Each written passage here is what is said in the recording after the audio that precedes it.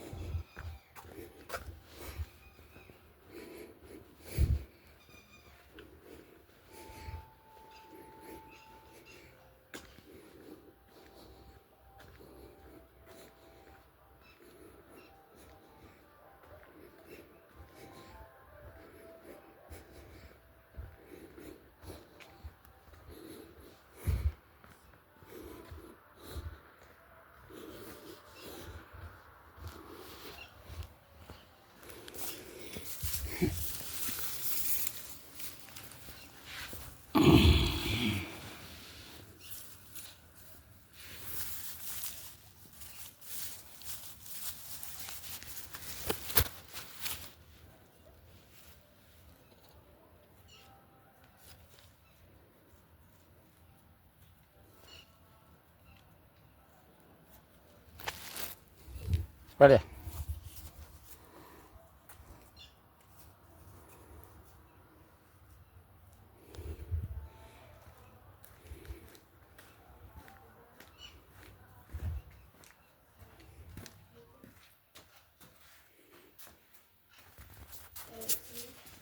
आ गए। Very very nice बेटा। आज हम इंग्लिश पढ़ेंगे। इंग्लिश की बुक निकालो, दोनों दोनों इंग्लिश पढ़ोगे आज। अरे स्कूल का पेपर का पढ़ लीजिए। मैं तुम्हारे घर तक घूम के आया, मतलब घर नहीं, मंदिर तक। हैं? मंदिर तक गया। लाओ रोहन, आज इंग्लिश करते हैं यार। मैथ घर में करोगे। हाँ बेटा, निकालो बुक, दो मुझे करो।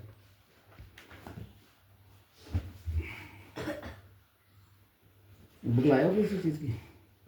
तो लाई है इंग्लिश की। सेंट्रल वाले में होगा इंग्लिश। रोहन तुम भी रीड करोगे, और ये क्या नाम है इसका, सृष्टि भी रीड करेगी, ठीक है? रीड करो। मैं करा रहा हूँ, मेरे साथ फॉलो करोगे।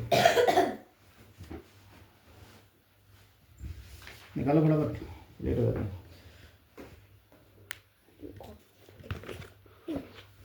गो। Sentence and question tags. Okay, you will repeat along with me, right or not? Chapter number 1.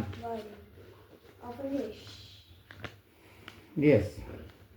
Start and you will read along with me, okay? देखो पढ़ो। Chapter number 1. Chapter number 1. Sentence and question tag. Sentence and question tag. Sentence. Sentence. A sentence is a set of words Sentence is a set of words expressing expressing a statement a statement in a in a meaningful way. meaningful way. What do you understand that? A sentence is a set of words which provides us some meaning. Okay. For example, I'll go to Agra tomorrow. I go to Agra tomorrow. What is a beautiful place it is? What is a What is it? beautiful Beautiful place place it is? it is. The first sentence was the assertive sentence. Assertive. Asset. Okay, normal sentence. Second sentence was the exclamatory sentence. Which kind of exclamatory sentence? In which exclamation sign is there at the end. And the next is the interrogative sentence. Can you please pass the salt? Can you? Please pass the salt. Can you? मतलब क्या आप मुझे नमक दे सकते हो, या नमक मेरे पास ला सकते हो? Is that okay? So this is a question. Question mark is there at the end. So we have assertive, exclamatory, negative, or interrogative. 4 kind of sentences we have. Okay, is that clear? And every sentence has some parts. It has 2 parts. First is subject and second is predicate. First is subject, and second is predicate. Subject means who is doing that work, and predicate means what work is being done. What I said, first part means who is doing that work, and second part is what work is being done. Is that clear? Or you leave the pen this side. Leave aside this pen. Now sit properly. You also put the bag somewhere else.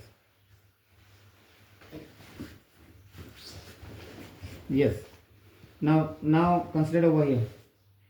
So what is the interrogative sentence? Can you please pass the salt? No, I can't pass the salt. That is negative sentence.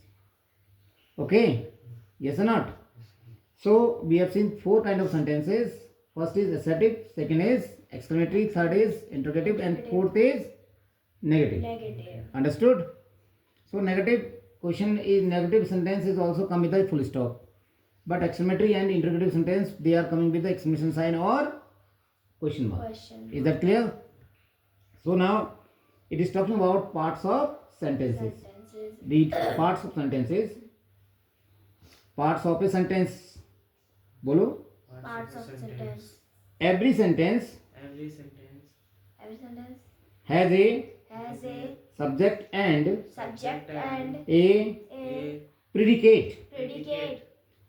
The part which The part which the name the person the name the person we are speaking about we are speaking about is called is called the subject. the subject. Generally, Generally, the subject of the subject of a sentence is is a noun is a noun or a pronoun.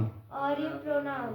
The part of sentence, The part of sentence, the part of the sentence the part of the sentence which tell us this tells or gives information gives gives information about the about the subject is called is called the predicate. the predicate. क्या कहते हैं उसको? Predicate कहते हैं. जिसके बारे में कहा जा रहा है वो सब्जेक्ट हो गया और जो कहा जा रहा है वो क्या हो गया? Predicate. प्रेडिकेट हो गया. समझ में आ गया? जैसे मैं कहता हूँ कि Rohan is eating food. So who is the Rohan? Is subject and eating food is predicate. Predicate. Or we can say Srishti is reading a book. So what is the subject over there? Srishti. And what is the predicate? Reading a book. Very good. For example, my parents love each other. मेरे parents आपस में एक दूसरे को मतलब अच्छा मानते हैं. समझ में आ गया? तो क्या कहेगा? In this sentence, my parents is the subject. Who is the subject? My parent is the subject. And look at here. And love each other मतलब आपस में प्रेम करते हैं. क्या हो गया ये? प्रेडिकेट हो गया. Predicate. Now second it is a Sunday. This is a sunny day. Sunday.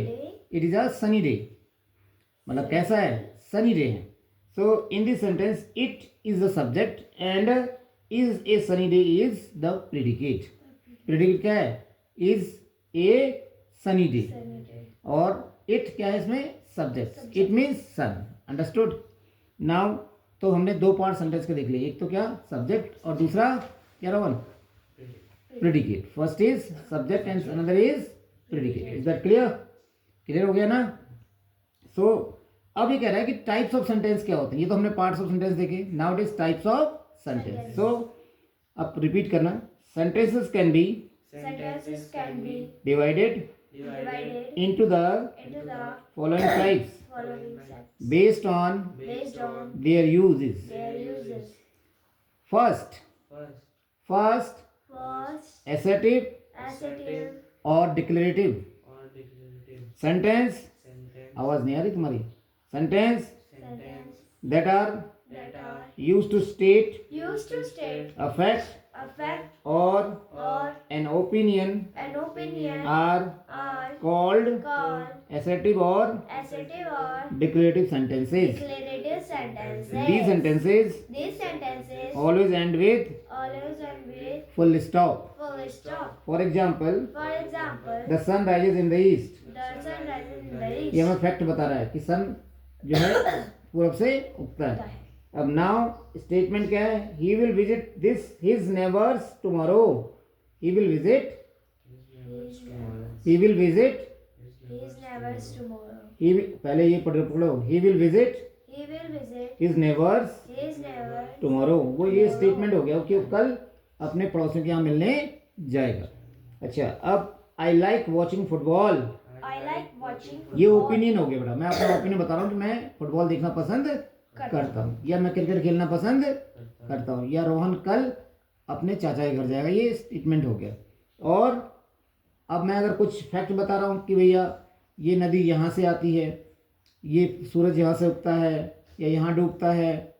समझ में आ गया? ये क्या हो गया? आपके फैक्ट हो गए. ये मतलब किसी चीज़ के बारे में आप बता रहे हो. समझ में आ गया? या अगर मैं कहूँ कि सनफ्लावर सन को फॉलो करता है तो ये क्या है? हमारा फैक्ट है कि सनफ्लावर जो होता है सन के साथ ही चलते रहता है. समझ में आ गया? एक बात पूछता हूँ. सूरज तो यहाँ से उगता है, डूबता वहाँ से क्यों है? सूरज नहीं डूबता बेटा. सूरज तो अपनी जगह स्थिर है बेटे. हमारी धरती घूमती है.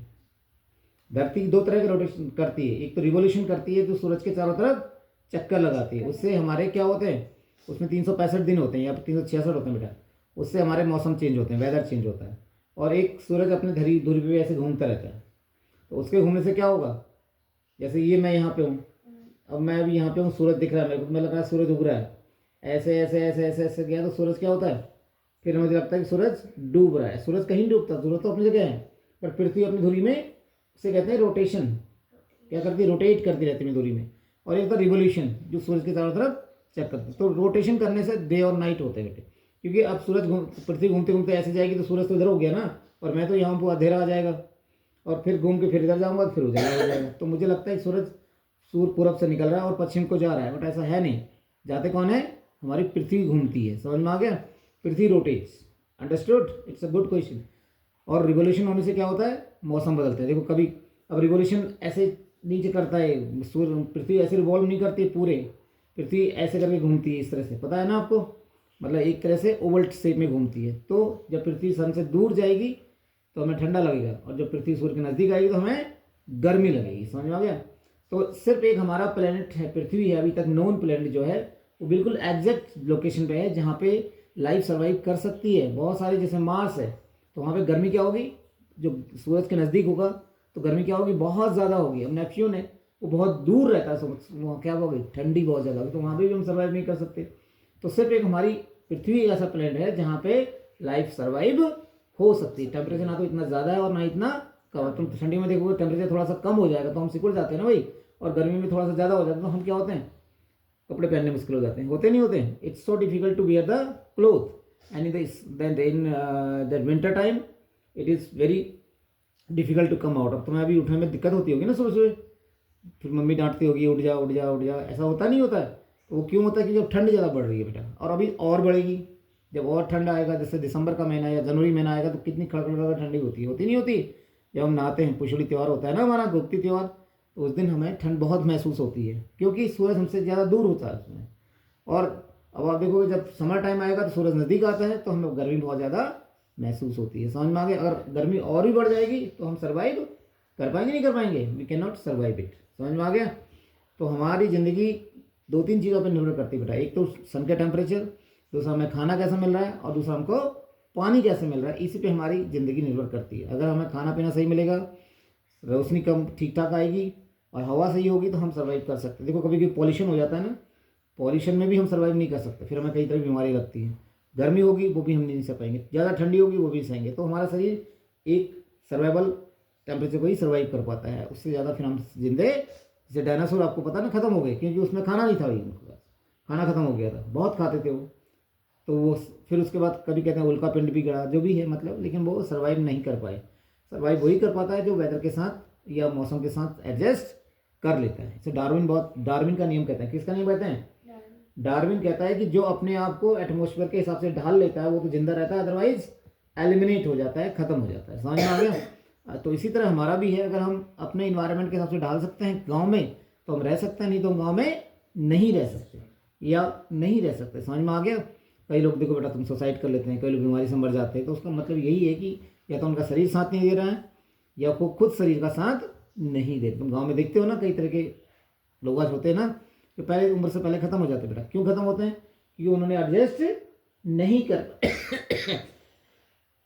तो हमारे कई सारे जीव जंतु या हम खुद अगर इस एटमॉस्फेयर से एडजस्ट नहीं कर पाएंगे तो एटमॉस्फेयर हमें खत्म कर देता है। समझ में आ गया। इसे कहते हैं सर्वाइवल फॉर द बेस्ट। जो सबसे उत्तम होगा वही जिंदा रहेगा, नहीं तो खत्म हो जाएगा वही। इसलिए हमें सर्वोत्तम बनना पड़ता है। समझ में आया। तो आगे चलते हैं। देखो ये तो क्या कहते हैं, इनको क्या कहते हैं? डिक्लेरेटिव सेंटेंस या असर्टिव सेंटेंस। क्लियर हो गया। अब इसमें इसको अफर्मेटिव भी कहते हैं। ये दो तरह का डिक्लेरेटिव सेंटेंसेस कैन बी, लिखो पढ़ो। Declarative sentences can further be divided into two types, affirmative or negative and negative. So affirmative, we'll speak about affirmative बोलो affirmative. An affirmative sentence refers to is a statement, a sentence that is positive and state that something in the case, मतलब जो कुछ हमें positive चीज़ें बताएगा, negative चीज़ें नहीं बताएगा। समझ में आ गया। अब अगर उसका उल्टा कर देंगे हम, जैसे मैंने कहा कि रोहन पानी पी रहा है, मैंने कहा रोहन पानी नहीं पी रहा है, तो पी रहा है तो अफर्मेटिव हो गया, नहीं पी रहा क्या हो गया? नेगेटिव हो गया। कौन सा हो गया? नेगेटिव। रोहन पढ़ाई कर रहा है या सृष्टि पढ़ाई कर रही है, क्या हो गया ये? एफर्मेटिव हो गया। सृष्टि पढ़ाई नहीं कर रही, कभी कभी नहीं भी करती है ना ये, या तुम भी नहीं करते हो, कभी कभी नहीं आते हो, तो मैं कहूँगा रोहन ट्यूशन आया है, या रोहन ट्यूशन नहीं आया है। या अगर हम इंटरोगेटिव कहेंगे रोहन, क्या रोहन ट्यूशन आया है नहीं आया, मुझे पता नहीं कि तुम ट्यूशन आया नहीं है, तो मैं पूछ रहा हूँ कि रोहन ट्यूशन आया नहीं आया, तो इधर क्या हो गया आपको, इंटरोगेटिव हो गया। क्या हो गया, क्या हो गया बेटा? इंट्रोगेटिव। तो कितने तरह के हो गए, अफर्मेटिव, नेगेटिव एंड इंटरोगेटिव। वाह, we have won the match. ये कौन सा हो गया, एक्सक्लेमेटरी हो गया। हम मैच जीत गए, खुशी हो रही है हमें, दुख भी होता है इसमें, कभी कभी एक्साइटमेंट भी होता है। समझ में आ गया? मैं आज मामा घर जाऊंगी, वाह, तो ये क्या हो गया, एक्साइटमेंट हो रहा है इसमें। अरे मैं अगर ये कहूँगा, अरे उसके अंकल का तो एक्सीडेंट हो गया, इट इज सो सैड, तो ये कैसा हो गया, सैड दिखा रहा है। समझ में आ गया? या अगर मैं कहता हूँ कि hurray we have won the match, ये क्या है, खुशी है हमारे अंदर। तो ये सारे किस तरह के सेंटेंस होते हैं, एक्सक्लेमेटरी सेंटेंस। कैसे होते हैं बेटा, एक्सक्लेमेटरी। तो देखो एफर्मेटिव सेंटेंस में क्या करा, पढ़ोगे, affirmative, an affirmative sentence refer to a sentence that is positive and state that something is the case. Negative, in negative, इधर देखो, इधर देखो, इधर देखो, हाथ में नहीं, इधर देखिए, हाथ बंद करो और सर इधर देखो। Negative, a negative sentence states that something is not the case. For example, the weather is good today. ये तो affirmative है। And if I am saying that the weather is not good today, today तुम पढ़ नहीं पा रहे क्योंकि तुम कंसिडर नहीं कर रहे हो, इससे क्या कहेंगे हम, नेगेटिव कहेंगे। क्या कहेंगे, that is a negative sentence. The clear? अब बेटा देखो, इसके बाद हम बात करते हैं किसकी, सेकेंड। एक तो अफर्मेटिव, एक तो आपका एसर्टिव हो गया, उसका दूसरा आता है इंटरोगेटिव। कौन सा आता है, अफर्मेटिव। एसर्टिव में दो आ गए, कौन कौन से, अफर्मेटिव एंड नेगेटिव। अब इंटरोगेटिव में क्या होगा, क्वेश्चन पूछेंगे। देखो इंटरोगेटिव, देखो sentences that are used to ask questions are called interrogative sentence. Sentences. These sentences always end with a question mark. For example, why are you fighting with him? तुम इसके साथ क्यों लड़ रहे हो? Next is, will you go to Arjun's home tomorrow? क्या तुम अर्जुन के घर कल जाओगे? फिर हो गया, he is meeting the president, isn't he? वो राष्ट्रपति से मिल रहा है, क्या मिल रहा है, ये पूछो। और मिल रहा है तो हाँ, नहीं मिल रहा है तो ना, यस और नो, यस नॉट। अब इसमें भी दो तरह के होते हैं बेटा, एक तो इसका आंसर यस नो आता है। जैसे मैंने कहा, are you going to your home, तो कहोगे यस सर या नो सर। अब कभी कभी हम क्वेश्चन पूछते हैं आपसे, व्हाट्स योर नेम, तो उसमें यस नो नहीं कहोगे, तुम क्या कहोगे, माय नेम इज दिस, या हर नेम इज दिस, और his name is this. Is that clear? तो इंटरोगेटिव भी दो तरह के आंसर लेके आता है, या तो यस नो लेके आएगा या कोई स्टेटमेंट लेके आएगा। क्लियर, यस और नॉट? तो that is what interrogative. INTERROGATIV। बोला, क्या बोला सर ने, स्पेलिंग बताओ, बोलो। INTERROGATIV।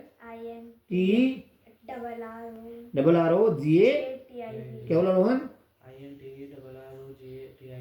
यस, बोलो। INTE तो बोला, E INTERROGATIV। GATIV, वही तो GATIV। GTIV क्या इसी से, दोबारा बोलो। INTERROGATIV। GE नहीं, GATIV। फिर से बोल दो, बोलो। INTERROGATIV।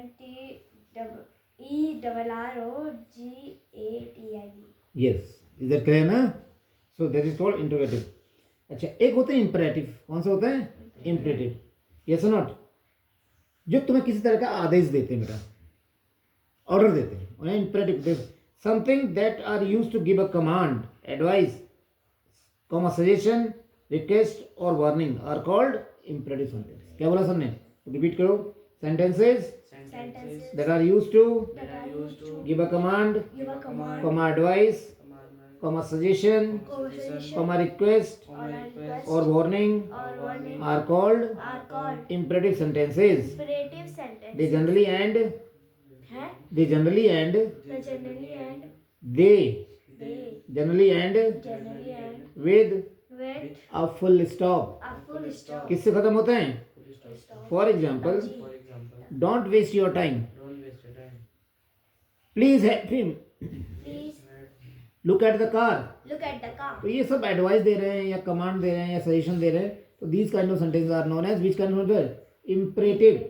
IMPERATIV. बोलो क्या बोला सर ने? क्या कहा? बोलो क्या कहा सर ने? स्पेलिंग इम्परेटिव की.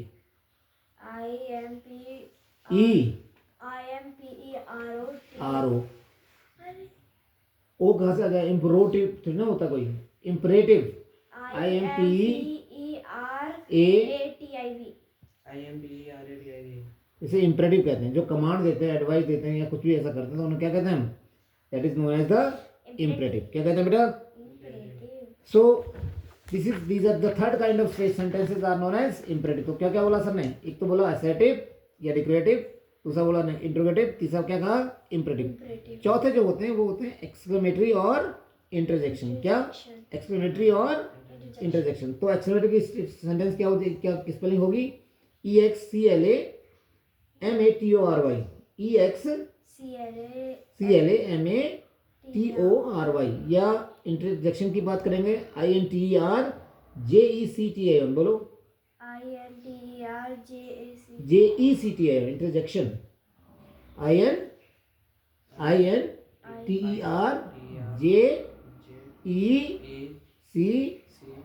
INTERJECTION. तो इंटरजेक्शन. अब बेटा ये तो एक्साइटमेंट, मैं क्या कहा? Sad, excitement, happiness, they show these sentences, they show these kind of things, right? Not. देखो अब रिपीट करना. sentences that are Sentences that are used to express Used to express a strong emotions a strong emotion or feelings or feelings are called are called exclamatory sentences.